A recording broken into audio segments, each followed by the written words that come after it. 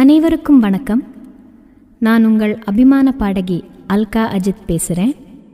ஷிரடி சாய்பாபாவுக்காக இந்த நல்ல பாடல் நான் பாடியிருக்கிறேன். அன்பர்கள், பக்தர்கள் நமது சாய் மகிமா டிவியில் இந்த பாடல் கேட்டும் பார்த்தும் மகிழ பாபாவின் ஆசிர்வாதத்துடன் நலமோடும் வளமோடும் வாழ பாபா நல்லாசி செய்வார்.